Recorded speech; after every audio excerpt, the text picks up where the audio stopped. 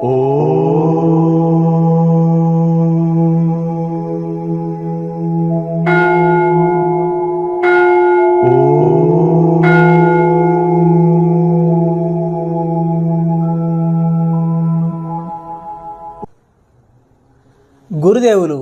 శ్రీ జ్ఞానానందగిరి మహారాజ్ గారి పాదపద్మములకు సాష్టాంగ నమస్కారములు. విశ్వ గురు పరంపరకు వందనములు. ఒక యోగి ఆత్మకథ, అధ్యాయం 25. అన్నయ్య అనంతుడు, చెల్లెలు నళిని.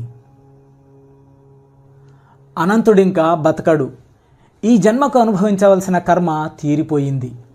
ఒకనాడు పొద్దున నేను గాఢమైన ధ్యానంలో మునిగి ఉండగా ఈ కఠినమైన మాటలు నా అంతశ్చేతనలోకి చేరాయి. నేను సన్యాసం తీసుకున్న కొత్తలో నా జన్మస్థలమైన గోరఖ్పూర్లో ఉన్న మా అనంతన్నయ్యకి అతిథిగా వెళ్ళాను. హఠాత్తుగా ఏదో జబ్బు చేసి మంచం పట్టాడతను. నేను ప్రేమగా అతనికి ఉపచారాలు చేశాను.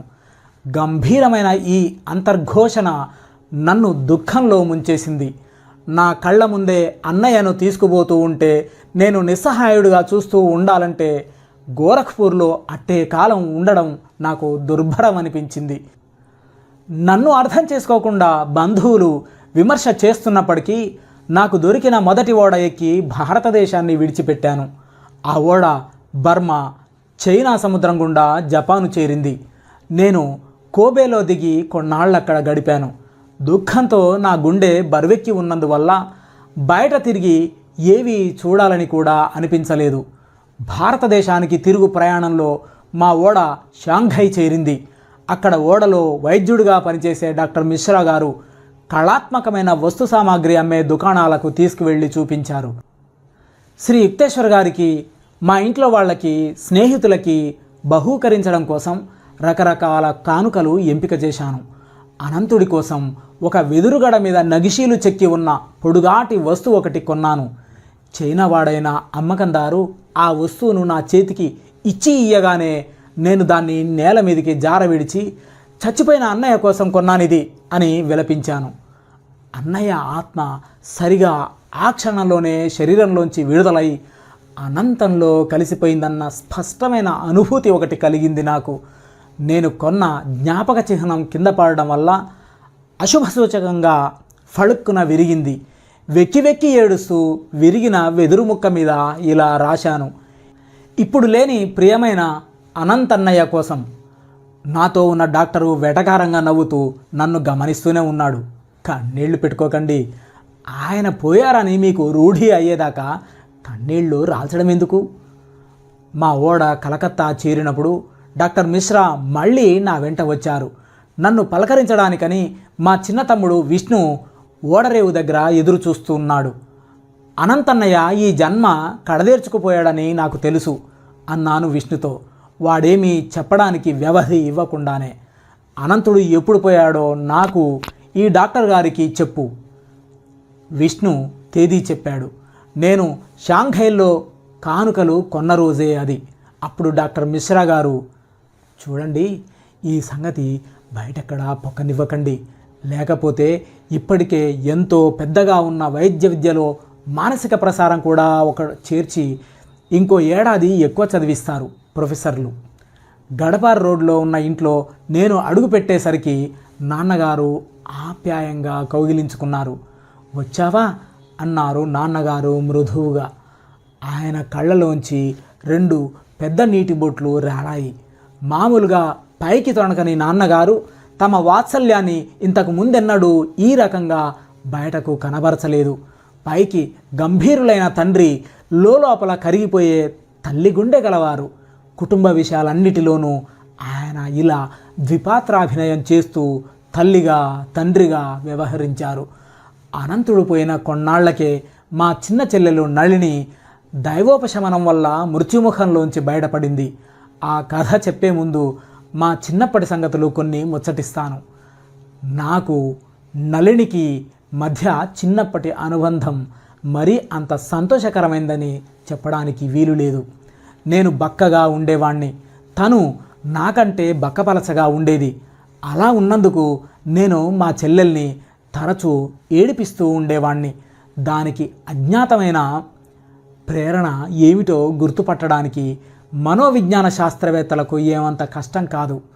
తను ఇచ్చే ఎదురు జవాబులు కూడా కుర్రకారుకు సహజమైనంత ఘాటుగాను కుండ బద్దలు కొట్టినట్టు ఉండేవి.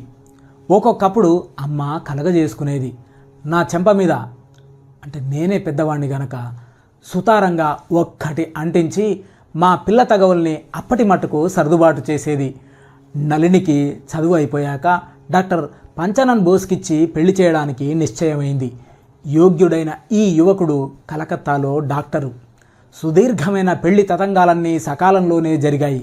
పెళ్లినాటి రాత్రి నేను మా కలకత్తా ఇంట్లో నట్టింట్లో కులాసాగా ముచ్చట్లాడుకుంటున్న పెద్ద బంధువులతో కలిసి కూర్చున్నాను.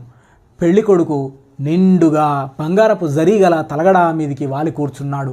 ఆయన పక్కనే కూర్చుంది నళిని. ముచ్చటైన బచ్చలపండు వన్నె పట్టుచీర కూడా ఆమె బక్కదనాన్ని పూర్తిగా మరుగుపరచలేకపోయింది. నేను మా కొత్త బావగారి తలగడా వైపు చేరి స్నేహపూర్వకంగా పళ్ళి కిలించాను. పెళ్లి రోజు దాకా ఆయన నళినిని చూడలేదు. పెళ్లి లాటరీలో తనకి దక్కేదేమిటో చివరికి తెలిసిందప్పుడే. నా సానుభూతి అందుకున్న డాక్టర్ బోస్ సిగ్గుపడుతూ నళిని వైపు చూపించి, ఇదేమిటంటావు అని నా చెవిలో గొణిగాడు. ఏమిటేమిటి డాక్టర్, మీ పరిశీలన కోసం ఓ ఎముకల గూడు. ఏళ్ళు గడిచే కొద్దీ డాక్టర్ బోసు మా కుటుంబానికి ఆప్తుడవుతూ వచ్చాడు. ఒంట్లో నలత చేసినప్పుడల్లా మా వాళ్ళు ఆయన దగ్గరికే వెళ్ళేవాళ్ళు. ఆయన నేను దగ్గరి స్నేహితులయ్యాం. ఇద్దరం కలిసి వేళాకోళం చేసేవాళ్ళం. ఎవరినో చెప్పనక్కర్లేదు. సాధారణంగా నళిని మీదే మా విసురులు. ఒకనాడు నాతో అన్నారు మా బావగారు, వైద్యులకు విస్మయం కలిగించే సంగతిది. బక్కపలచటి మీ చెల్లెలి మీద ఎన్నో ప్రయోగాలు చేసి చూశాను. కాడ్లివరాయిలు, వెన్న, మాల్టు, తేనె, చేపలు, మాంసం, గుడ్లు, టానిక్కులు. అయినా అంగుళంలో 100వ వంతు కూడా ఒళ్ళు చేయలేదు ఈవిడ. కొన్నాళ్ల తర్వాత నేను బోసుగారింటికి వెళ్ళాను. అక్కడ నా పనికి 5 నిమిషాలే పట్టింది. నేను తిరిగి వచ్చేస్తున్నాను. నళిని చూడ్డం లేదనే అనుకున్నాను. నేను వీధి గుమ్మం దగ్గరికి వచ్చేసరికి ఆమె గొంతు వినిపించింది. ఆప్యాయంగానే ఉన్నా ఆజ్ఞాపిస్తున్నట్టు ఉందది. అన్నయ్య, ఇలారా, ఈసారి నన్ను తప్పించుకుపోలేవు. నీతో మాట్లాడాలనుకుంటున్నాను. నేను మెట్లెక్కి తన గదికి వెళ్ళాను. తన కళ్ళల్లో నీళ్లు చూసి ఆశ్చర్యపోయాను. అన్నయ్య, మన పాత కోపతాపాలన్నీ మర్చిపోదాం. ఇప్పుడు నువ్వు ఆధ్యాత్మిక మార్గంలో నిలదొక్కున్నావు. నేను కూడా అన్ని విధాలా నీలా కావాలనుకుంటున్నా అని చెప్పి కొంచెం ఆశగా ఇలా అంది. నువ్విప్పుడు పుష్టిగా కనిపిస్తున్నావు. నాకు కాస్త సాయం చేస్తావు? మా ఆయన నా దరిదాపులకే రావడం లేదు. నేను ఆయన కోసం ఎంత ఇదైతే ఏం లాభం? నేను ఇలా సన్నగా ఏ ఆకర్షణ లేకుండా ఉన్నప్పటికీ దైవ సాక్షాత్కార సాధనలో మాత్రం ముందుకు పోవాలన్నదే నా ముఖ్యమైన కోరిక. ఆమె విన్నపం నా గుండెను కరిగించింది. మా కొత్త స్నేహం నిలకడగా పెరిగింది. ఒకనాడు తను నాకు శిష్యురాలినవుతానన్నది. నువ్వెలా అనుకుంటే అలా తర్ఫీదు ఇయ్యి. నాకు టానిక్కుల మీద కన్నా దేవుడి మీదే నమ్మకం ఉంచుతాను. పట్టెడు మందులు పోగు చేసి కిటికీలోంచి బయటి కుళ్ళు కాలువలోకి విసిరి పారేసింది.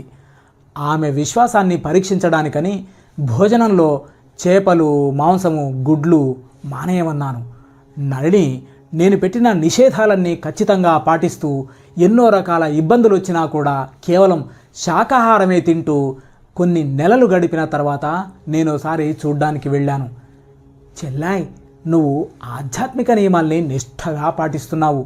నీకు వచ్చే బహుమతి దగ్గరలోనే ఉంది అంటూ కొంటెగా చిరునవ్వు నవ్వాను. నీకు ఎంత లాభాలని ఉంది? మన అత్తయ్య ఉందే, కొన్నేళ్లుగా తన పాదాలు తాను చూసుకోలేకపోతున్నావిడ. ఆవిడంత లావు అవ్వాలనుందా? నీ అంత లావు అవ్వాలి. నేను గంభీరంగా ఇలా అన్నాను. దేవుడి దయ వల్ల నేనెప్పుడు నిజమే చెబుతూ ఉన్నాను కనుక ఇప్పుడు నిజమే చెబుతున్నాను.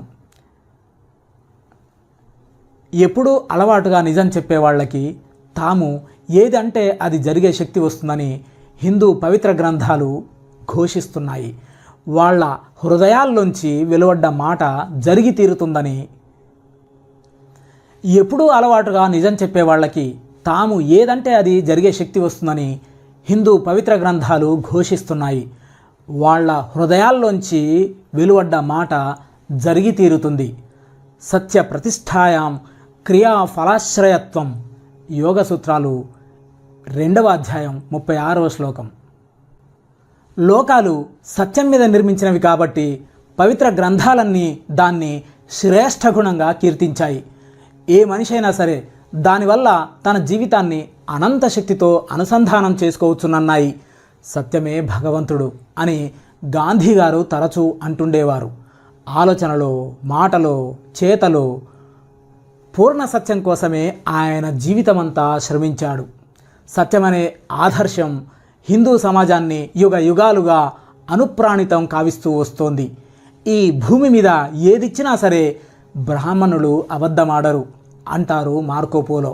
భారతదేశంలో న్యాయమూర్తిగా పనిచేసిన విలియం స్లీమన్ అనే ఇంగ్లీష్ వాడు జర్నీ త్రూ అవుడ్ ఇన్ 1849-59 అనే గ్రంథంలో అంటాడు, ఒక్క మనిషి అబద్ధం చెప్పడం మీద ఆధారపడి అతనికి ఆస్తి కానీ స్వేచ్ఛకు కానీ సంబంధించిన కేసులు 100ల కొద్దీ వచ్చాయి నా దగ్గరికి, కానీ అతడు ససేమిరా అబద్ధం చెప్పనన్నాడు.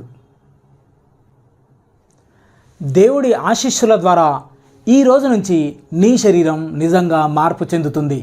ఒక్క నెల్లాళ్లలో నాకున్నంత బరువు రావాలి నీ శరీరానికి. నా గుండెలోంచి వెలువడ్డ ఈ మాటలు నిజమయ్యాయి. ఒక్క 30 రోజుల కల్లా నళిని బరువు నా బరువుతో సమానమయ్యింది. కొత్తగా వచ్చిన గుండ్రదనంతో ఆమెకు మంచి అందం వచ్చింది. దాంతో వాళ్ళ ఆయన ఆమెను గాఢంగా ప్రేమించాడు. అమంగళంతో ఆరంభమైన వాళ్ళ దాంపత్యం ఆదర్శంగా చెప్పుకోదగ్గంత హాయిగా పరిణమించింది. నేను దేశంలో లేనప్పుడు నళినికి సన్నిపాత జ్వరం అంటే టైఫాయిడ్ వచ్చిందని నేను జపాన్ నుంచి తిరిగి రాగానే తెలిసింది. హుటాహుటిని వాళ్ళింటికి ఉరికి సన్నగా పుల్లగా అయిపోయిన నళినిని చూసి కొయ్యవారిపోయాను. ఆమె అపస్మారంలో ఉంది.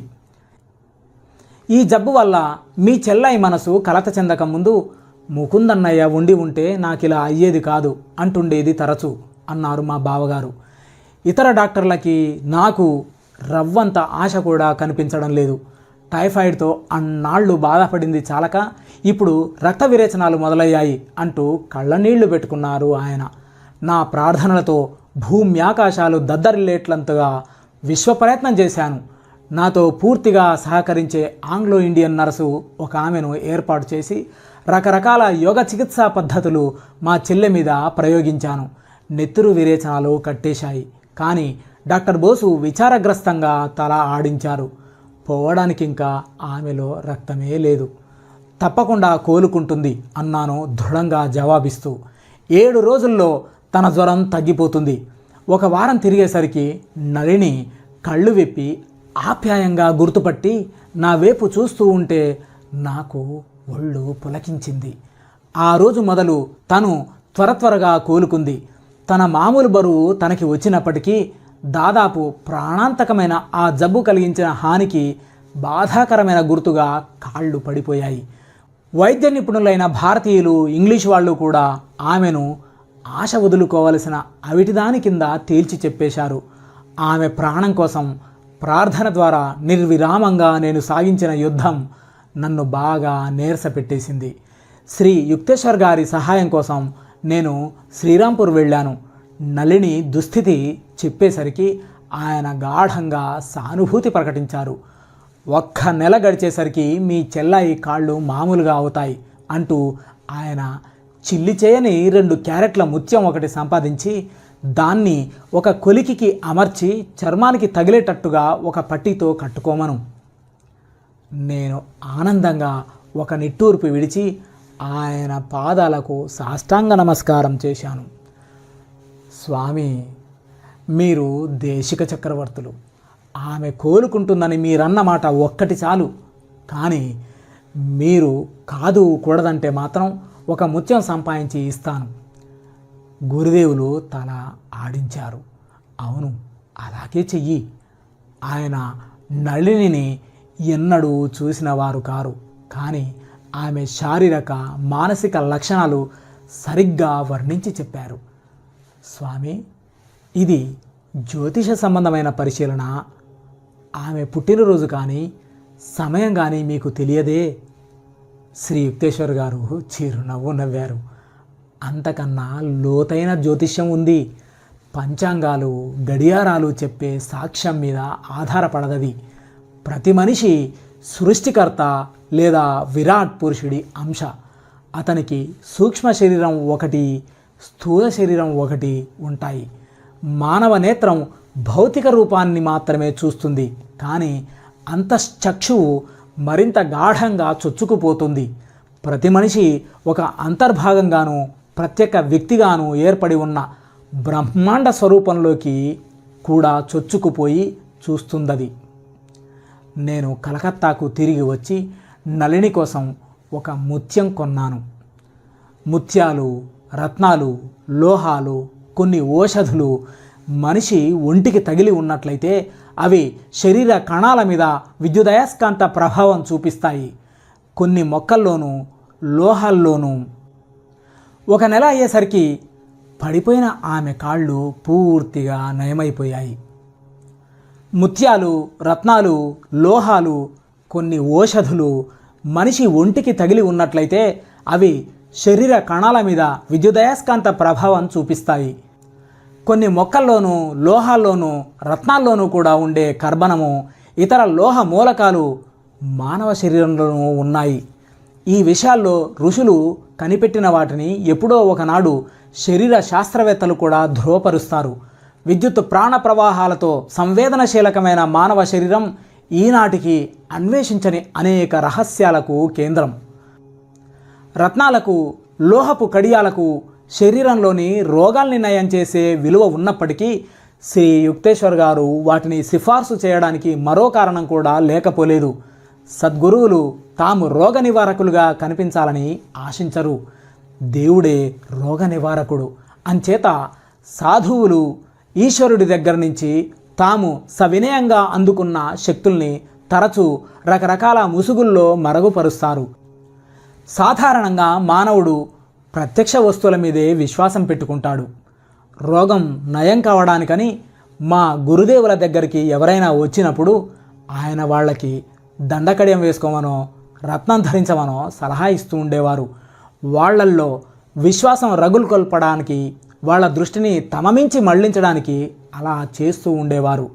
కడియాలకు, రత్నాలకు విద్యుదయస్కాంత సంబంధమైన రోగ నివారక శక్తులు అంతర్గతంగా ఉన్నప్పటికీ వాటితో పాటు గురుదేవుల గుప్తమైన ఆధ్యాత్మిక ఆశీర్వాదాలు కూడా కలిసి ఉండేవి. మా గురుదేవులకు హృదయపూర్వకమైన తన కృతజ్ఞత అందజేయమని చెప్పింది చెల్లాయి. నేను చెప్పిన కబురు ప్రశాంతంగా విన్నారాయన.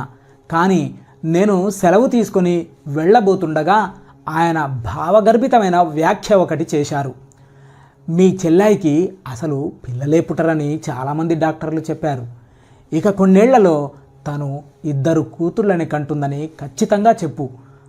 ఆ తర్వాత కొన్నేళ్లకి నళినికి ఒక కూతురు పుట్టి ఆనందపరిచింది.